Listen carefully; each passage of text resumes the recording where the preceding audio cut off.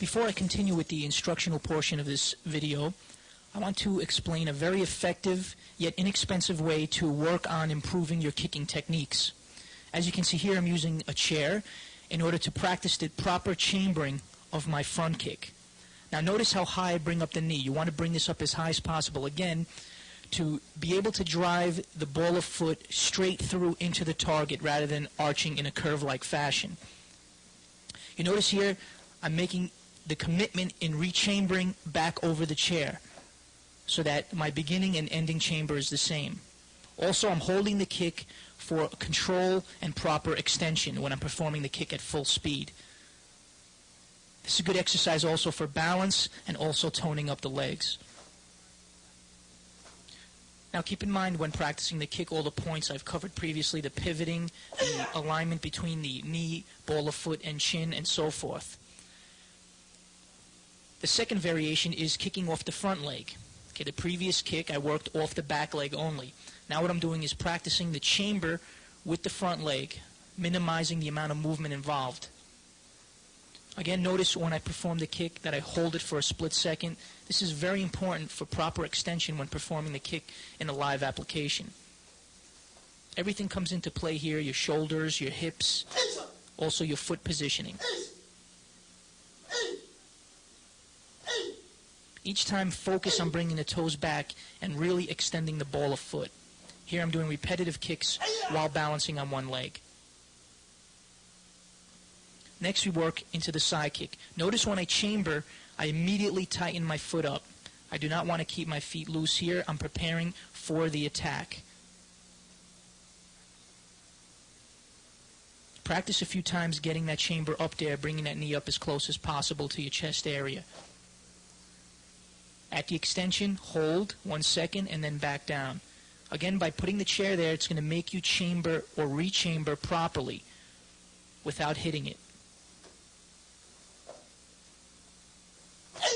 Kicks without chambers are susceptible to being grabbed or much more easier for your opponent to push you off balance. That's why we work the chamber. It's very important. Now I move the chair to a 45-degree angle so that I can work the roundhouse kicks. Initially, I try to work on proper chambering into the roundhouse position. This is also very similar to the roundhouse knee kick. Again, notice the foot with the toes pointing downward. This movement right here has many variations, can lead into the roundhouse kick with the ball of foot, the instep, the shin kick, the roundhouse knee kick, and so forth. Notice the pivoting and now the balancing. Each time, try to practice with good form. Now I move it to the other side.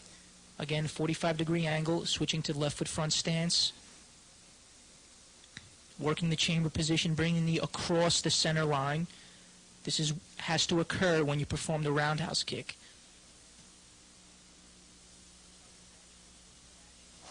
Notice how I'm exaggerating the hip action, getting the hip into the kick. This is crucial for power in the technique. I'm also making a conscious effort of keeping my hands up when I'm performing the kick.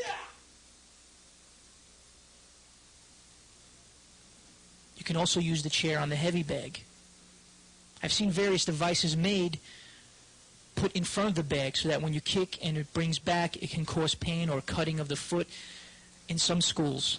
But the chair is probably the simplest and most least expensive version of this training equipment. You do not want your foot to hit the chair on the way back down.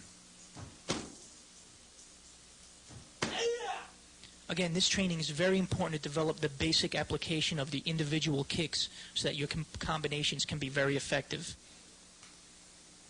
Now we go into a different training method or training tip, and that's using a basic staff for balance. Here again I'm working the roundhouse kick. Notice now I have the toes coming back for the ball of foot application of the roundhouse kick. Then I work into the side kick. This allows me to kick higher and also hold the kick a little bit longer so that I can work on the extension.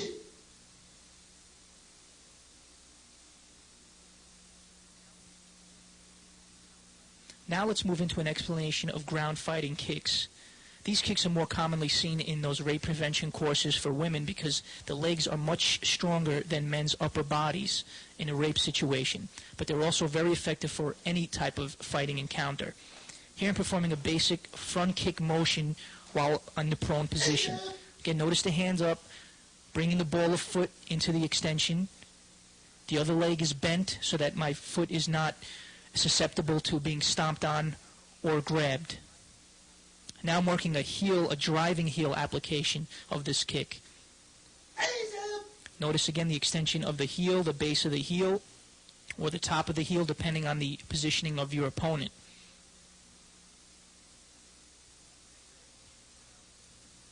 This next variation of a ground kick is driving downward with the heel. I'm using a pad here so you can get an idea of the kind of power that can be generated from this technique. Again, notice my opposite leg is bent, my hand's up, and my other hand is supporting me. This is good for maneuverability when I'm on the ground. Also keep in mind, in this type of kick, you can see a chamber occurring, and then an extension, and then a driving down. So there are several elements to this downward heel kick.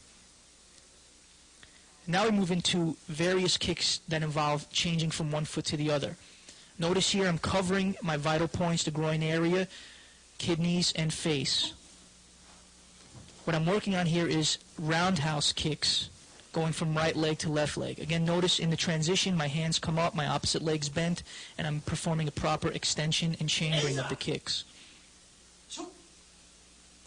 This variation is the side kick on the ground. Again, notice the transition stage, everything occurring simultaneously on both sides. Bringing back the leg, hands up, protecting the face area. The next version is a hooking kick, where I go outward and then hook in. This could be the beginning of a takedown, also striking the knee or groin area. You want to be able to move into all of these kicks fluidly as you practice them. Just to clarify a little bit about what I mean about the hooking technique, notice the chamber position here. The kick is to the right of the screen, and then it goes across towards the left, striking with the heel as signified here.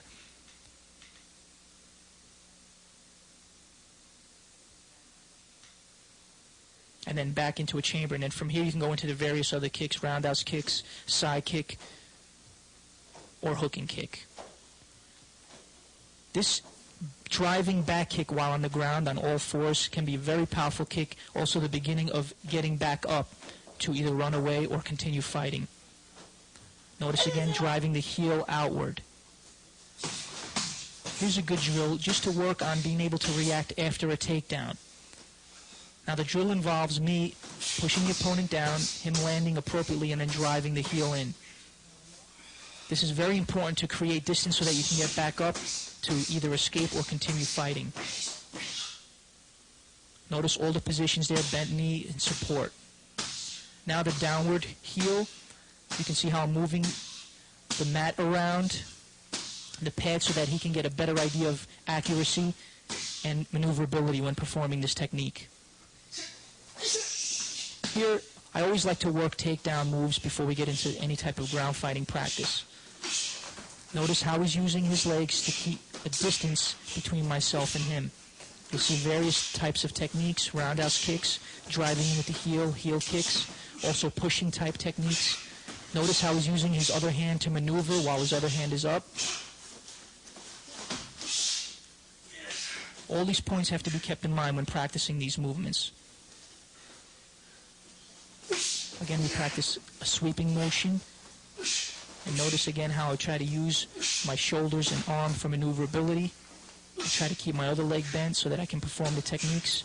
Although it would probably rarely happen, you can see I threw some high kicks there, even from the ground towards the head area. This is basically a training drill to see what you're capable of.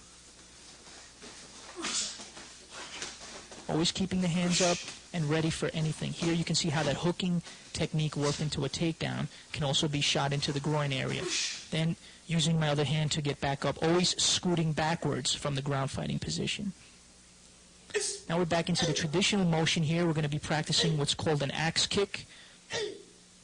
Notice here I bring the leg straight up as in the front high kick and then driving the heel downward. Normally you'll see this thrown into the head or the collarbone, but I think this is much more effective for maybe after throwing a low kick to the groin area and the person bends down and you can drive it towards the back of the head as he's hunched over. Again, from the side, notice here I have to bring the leg up as straight as possible so that I can drive the heel downward. When you bring the foot down, don't smash the heel into the ground, but use the ball of foot, where your ankle acts as sort of a shock absorber when the kick hits the ground. Again, don't smash the heel down, but use the ball of foot so that you can soften the contact. In this next segment, we'll look at the axe kick in the time-lapse photography. Notice the traditional position as I bring the leg straight up to the right side of the screen and then back towards the left side. I prepare the heel for the downward action. The next one is very similar to the ground fighting driving heel kick, except it's going on a downward angle. Again, this is also thoroughly described in the destructive low kicks and knee attack video. But for the sake of keeping a smooth, seamless line of kicks on this video, I'm showing it here. Practice in the traditional position. Again, the striking area is the bottom heel.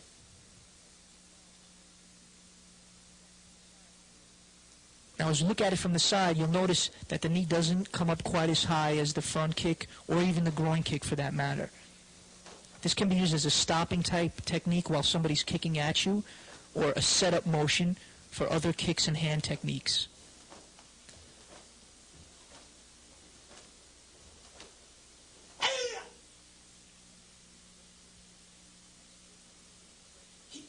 The next kick, the crescent kick, we're using the outer portion of the foot. Notice again, slightly knee bent in the supporting foot as I swing the leg around, keeping the attacking leg knee straight. I want to come totally across my body from the right side to the left side. Again, I'm not using my hands so that I can get full extension of the hips into the kick. As you can see from the side, when I perform the kick with my right leg, it starts furthest away from the screen and then comes towards the screen, and vice versa with the left leg.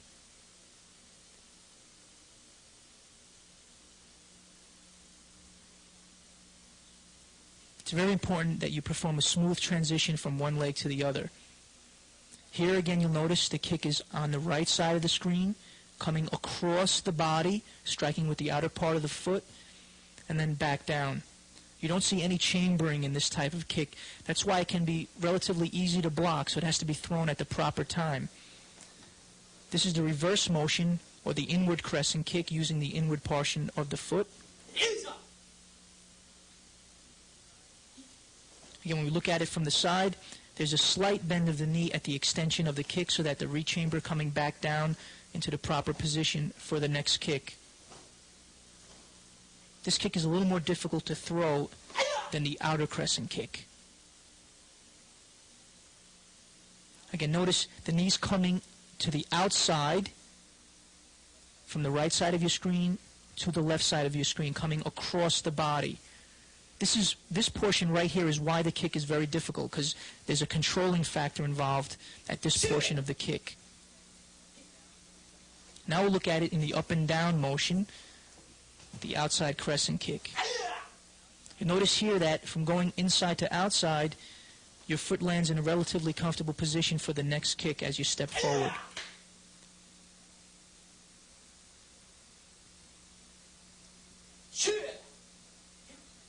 You'll notice with the outside to inside crescent kick, there's a slight adjustment made when the kick is done, because the leg, the inertia, is going inward. Usually you've seen these kicks done as a defense against a knife, knocking the guy's knife out of his hand or whatever. I wouldn't really use this type of kick for that application, but it can be used as a good setup or a surprise kick while your opponent is caught off guard. Again, you're looking at the various differences of the crescent kick. The ones I've demonstrated first were keeping the knee straight. Now you'll notice a slight variation where I'm actually chambering and snapping the crescent kick out. There's a big difference between these two kicks. Notice again, knee straight and then knee chambered. By chambering the knee and snapping the kick out, it does appear to be much more faster and powerful. This is probably more a fighting applicable kick.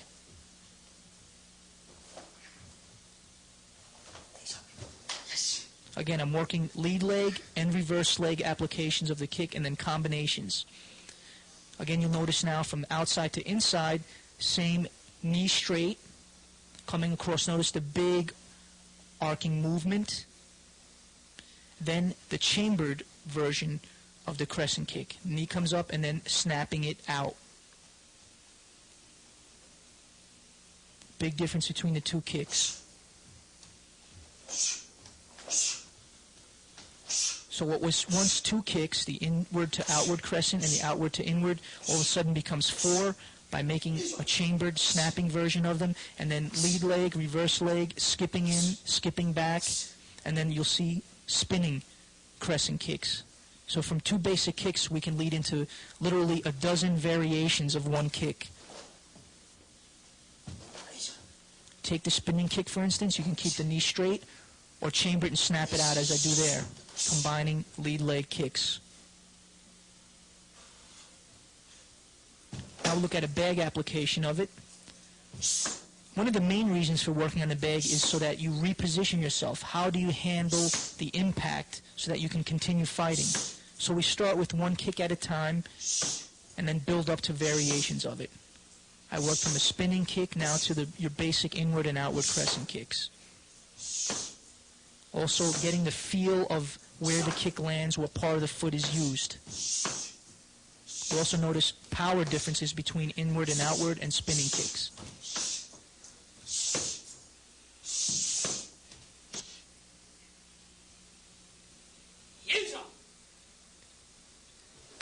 Next we'll move into the hook kick.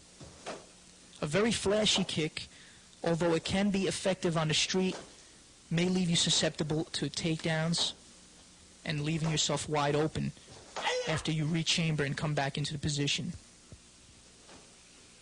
The objective of this kick is very, very high speed. As the knee comes up, chambered, swing the leg across, striking with the heel. This can also be an ideal kick to the groin area. As we look at it from the side, you can see the leg is chambered, pretty much similar to other kicks. Normally, the kick comes after the hook kick is the roundhouse kick because it's in a perfect chambered position to continue.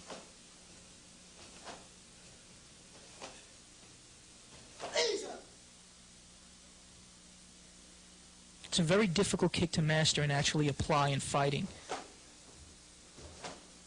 All the elements have to come into play. Timing, accuracy, speed, proper extension of the hips into the kick, and also slight pivoting of the support foot.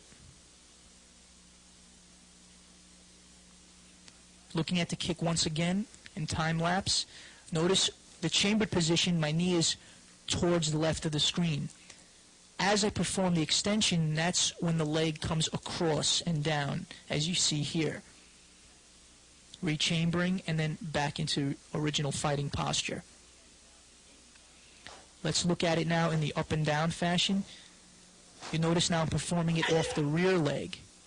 So I'm stepping, then performing the hook kick.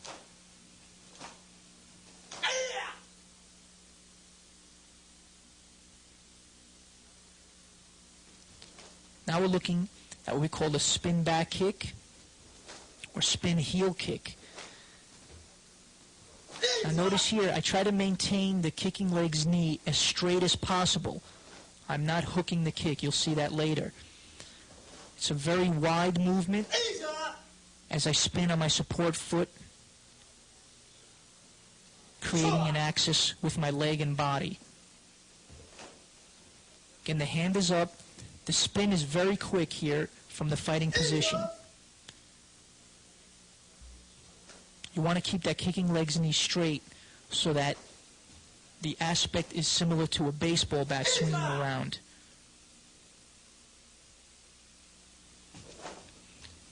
This is the spinning hook kick, which has a more whipping action rather than a baseball bat action.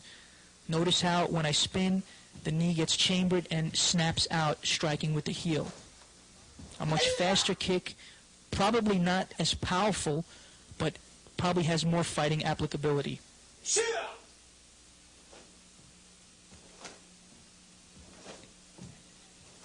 Again, the difference is as I spin, the knee is chambered so that I can snap the kick out.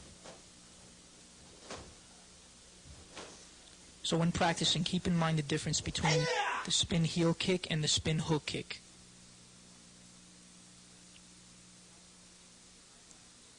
Now I'll move into a time lapse of the spin kick. Notice at the turn, the knee is beginning to chamber. Then full extension. And then the rechamber, or the end of the spin hook kick. Notice the rechambering action there. From here you can follow up with the round kick or whatever.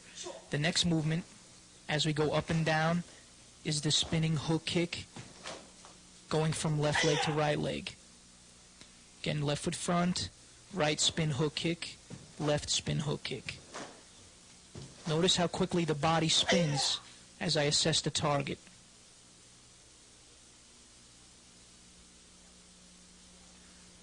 Now we're going into freestyle variation, starting with the basic hook kick, then going into the spinning kicks. So we're going from hook kick to spinning hook kick, lead leg and reverse leg. Practice this way gives you very good balance and able to change the directions of the kicks.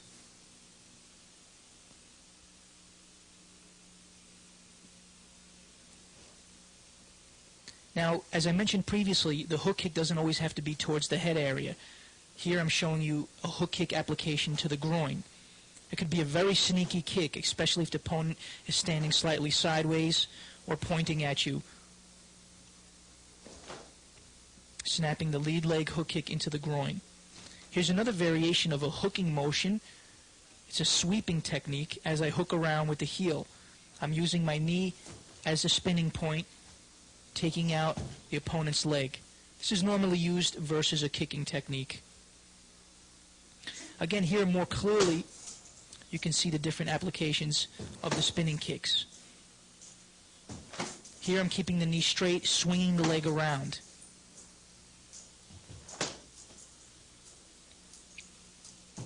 Notice as I spin, the knee is kept straight, and I drive the heel into the bag, using mostly my upper body, waist, and hips to add power into the kick.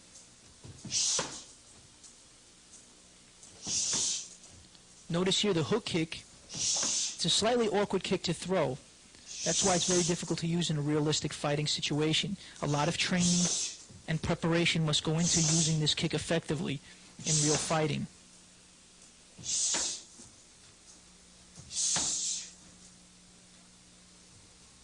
Here, watch carefully the difference between the hook kick and the straight back kick. Here, spinning kick, keeping the knee straight.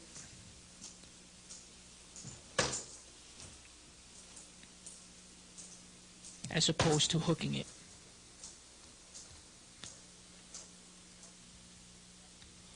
Now we move into the application of that spin kick versus a kicking attack.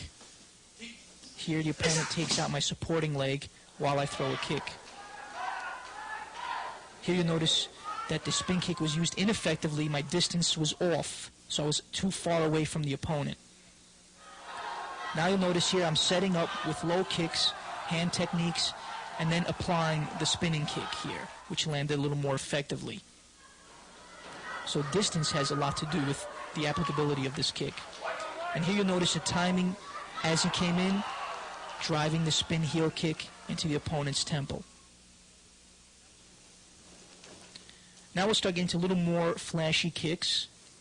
Although these kicks can be used effectively in fighting and have been, they're very good for training your more basic kicking techniques. Here we have what I like to call a tornado kick or 360-degree roundhouse kick, meaning I spin around fully and I use the instep as part of the attack. Again, the objective here is to assess the target immediately and then perform the spinning action followed by the kicking technique. Watch carefully how everything works together. The footwork, the hip action, shoulders, and then extension of the kick. Now we look at it from the side, left foot forward, stepping forward, spinning, and then kicking. Try to practice the motion without the kick first. Get the feeling of spinning and hopping into the position, and then slowly start adding the kick to it. The objective here is your knee comes up high as you throw the roundhouse kick at the end of the motion. Always recover quickly after performing the kicking techniques. Now I'm working with the right leg forward, step across, spin, and then kick. Keep in mind, as soon as you make the step, you're making the commitment. That's when the spin has to come in, and then performing the roundhouse kick.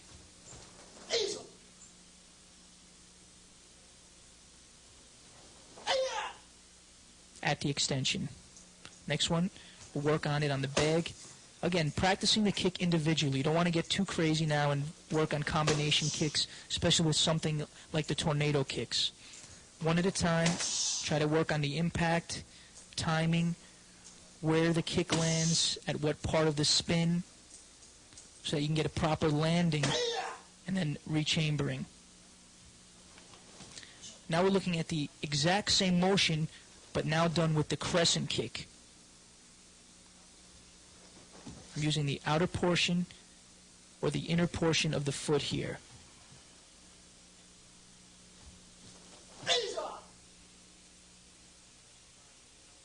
Coming across the body from outside to inside, using the inner portion or the crescent.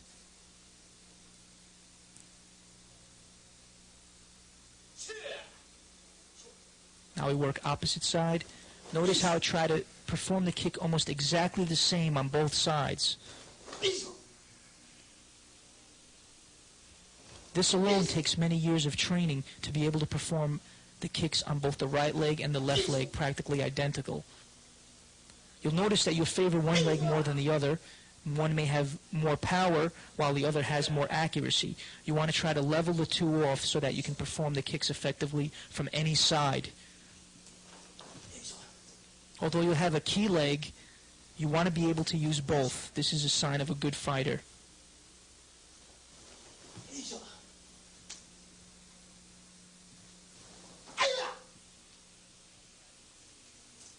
Now we practice it on the bag, the tornado or 360-degree crescent kick. Set up action. And again, you want to practice on where the impact is made, at what part of this spin. Right at the extension point so that you can recoup and recover immediately to continue. One of the primary benefits, though, is that this technique is going to make your basic crescent and roundhouse kicks much, much more effective. Now we get into basic jump kicks, starting with the front kick, or Tobi Maegeri, jump front kick. The most difficult thing when performing the jump front kick is maintaining that proper alignment I mentioned earlier between the knee, foot, and shin. As you perform the jump kick, try to chamber the legs in midair and then applying the proper extension with the hip into the kick, exposing the ball of foot as the proper surface area. The side view more clearly reveals the proper hip action when performing the jumping front kick. Notice my right hip goes from rear to forward as I jump.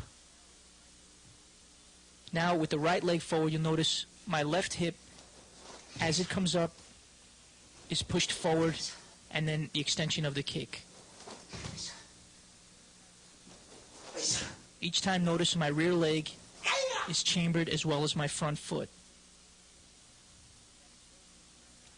As we look at it slowly in the time-lapse version, from the standing position, I jump and chamber, bringing my rear hip to the front, chambering my rear leg as well, then executing the front kick, striking with the ball of foot, and then rechambering and landing. From this position here, I can throw other kicks or reposition myself into hand techniques, takedowns, or whatever. Now we work on the jumping roundhouse kick. Same type of aspect here. Since I'm doing a rear leg kick, the rear hip must come up and across to the front. Everything must come into play here between hip action, shoulder movement, proper alignment.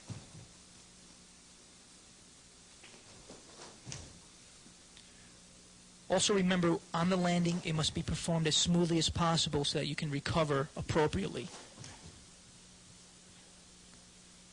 I personally believe that jumping kicks are good training drills to improve your standing kicks. As we look at it from the side again, you'll see how the rear hip is shot forward into the extension of the kick. It can be a very powerful kick, the jumping roundhouse kick. Notice right away, I'm using my knees and ankles as shock absorbers on the landing. This is critical for a smooth recovery. The kicks can be thrown higher without any thought to the landing. But if you're thinking about landing, you must make the adjustments and be able to throw the kick appropriately. As we look at a time-lapse version of the kick, notice at the height, my legs are still chambered, knee coming across the body, and then perform the roundhouse kick. You want to try to get across that center line, just like you did in the standing version. And then the rechamber. Immediately you see my ball of foot touching the ground. Now we're going into the jumping back kick or jumping hook kick. In this case here, there's a chamber right before the extension of the hook kick. Now we look at it with the left foot front variation. Notice again, at the peak of the kick, the legs are chambered and then comes across. In this instance, the striking area is the heel, or the rear heel. Again, we look at it from the side. Jumping kick, bringing the heel across. You may also do the spin hook kick from this position. Jump spin hook kick, or the jump spin heel kick, keeping the knee straight.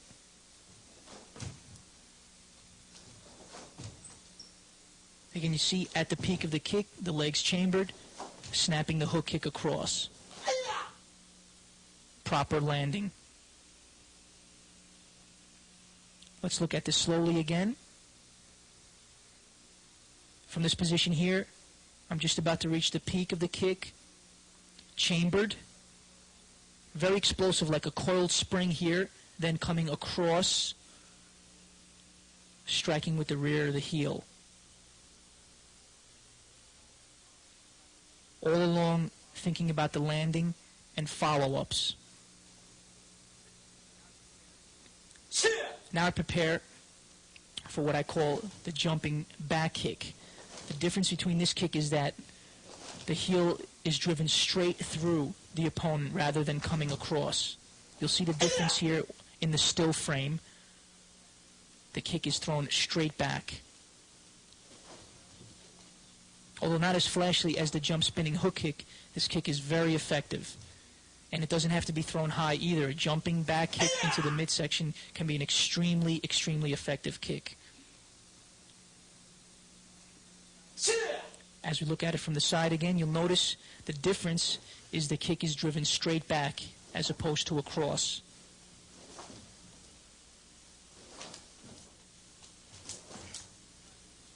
Now the concept behind the spinning kicks is that the spin is adding power because of the momentum of the turn.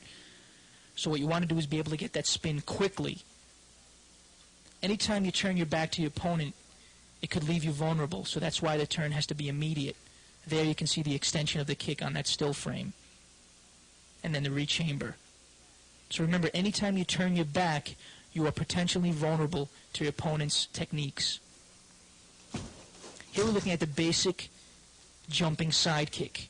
Again, the key here is that you chamber the legs before you execute the kick while in midair. Notice here the extension of the heel in the kicking foot and also the chambered leg. Now we're looking at it with the opposite leg. Again, try to work both sides. What you may have to do is, if your left side is the weak side, do twice as many kicks as your right leg. Try to get that medium between both legs. Notice again the chamber and then the extension with the heel. Let's look at this in the time lapse. You see the preparation. At the peak, the chambering, and then notice how the heel is extended in the kicking leg and the opposite leg chambered. We'll also get into the jumping split kick or the scissors kick. Although it's intended for two people, again, I feel these are more practical for training purposes. I would want to deal with multiple attackers, probably slightly different, but notice again the chamber at the peak of the jump and then the extension of the kick striking with the knife edge or heel of one foot and the ball or heel of the other foot. When practicing kicks, an interesting drill to keep in mind is the scarecrow drill derived from the wrestling circles. What you want to do is be able to arbitrarily pick striking areas on your opponent's body. You want to be able to hit vital points without much thought. What you do is work into basic kicks, the front kick, the groin kick, the low side kick, and then eventually start circling your opponent as you assess various target areas on his body. You'll see here side kicks to the ribs, ball of foot round kick, and heel spinning heel kicks to the solar plexus, attacks to the thigh, floating ribs, back of the knees, again floating ribs, hook kicks either to the solar plexus or to the groin, attacking the thigh area with the knees, shins, working the side kick. Many, many different applications here. An excellent drill to be able to pick and accurately assess target areas on your opponent. Next we'll get into practicing the jumping kicks on the heavy bag. Here I just slowly start working into the kicks, the jumping roundhouse kick. Again, trying to keep in mind the recovery, which is crucial when performing jump kicks. You don't want to be able to throw a jump kick and then land on your head or be off balance so that your opponent can recuperate and retaliate. Here I'm working on some basic jumping hook kicks. And then eventually you can put them together. Here I like to work the jumping side kick, trying to maintain a proper execution, extension, heel alignment, and so forth. In this final segment, I want to elaborate on how to develop effective combination kicks. Here I start with the first two kicks, which were the front high kick and the front kick. Notice after the high kick, the leg comes all the way back, and then I perform the front kick. This is very important to understand the difference between using and not using the hip extension into the kick. It's a very difficult drill, but very effective in helping you to improve the front kicks. Next we move into the front kick with the roundhouse kick. Notice each time after each kick, I bring the leg all the way back. This is important for being able to develop maximum power in delivering your combination kicks. Kick, bring back, kick. Kick, bring back, kick. Keep this in mind as you perform the techniques. Each time, proper hip extension, focus on the striking surface of the foot that's being used, and rechambering. Here, I'm going to show you a double roundhouse kick, but don't do it that way. What I want you to do is after each kick, bring it back again, as I mentioned earlier. You don't want to just be flicking kicks out. You want to be able to get your hip into the action. double round kick. You can also change the heights. You can go mid-level and high. Mid-level with the first kick, high with the second kick. Now again, see the way I'm practicing the kicks here. For you instructors, this is an excellent way to practice your kicks going up and down the school floor. And you can follow the exact same sequence that I have here, each technique getting progressively harder. For example, here we have a lead leg, low side kick, and a reverse leg, high side kick. Even though these are training drills, I do try to keep a sense of self-defense applicability in here. I would probably initiate an attack with a lead leg, low side kick, and then follow up. Each time, proper hip extension and hip, ankle, heel, and chin alignment. Here we're looking at the lead leg side kick and spinning back kick. Spinning straight back kick. 1 and 2, fighting stance. 1, 2, fighting stance. Lead leg side kick, back leg, spinning back kick. Most of these are 2 kick combinations. We'll get into 3, 4, and 5 kick combinations also. Here we're looking at the spinning hook kick followed with a roundhouse kick. Very good training drill for balance, speed. Notice again the quick spin around here and then follow up with the roundhouse kick. I'm also bringing the kicking leg back when I perform the technique. Here we're looking at how I prepare combinations. Notice the foot alignment. I'm setting up each pivot into the kick. I start with the back kick, front kick, roundhouse kick, back kick, then turn. Here's those kicks together at full speed. Back kick, front kick, roundhouse kick, back kick, and turn. You can add hand techniques in here, blocking combinations, and you'll be able to develop very exciting and interesting drills for your classroom. Now we work on combination kicks with the pads. Here I'm working on the round kick and the spinning heel kick. The first several kicks are to assess the target area, and then I start working on the power. What happens here, by practicing in the air all the time, you don't know how to react when landing on a target. These pad drills are really good for working on that. The next variation here is a straight back kick with a hook kick followed up with a roundhouse kick. Notice the body control I try to maintain with each kick. If one kick was throwing me off balance, how can I follow up effectively, whether it be with the hands and feet? So again, notice the body control after each kick.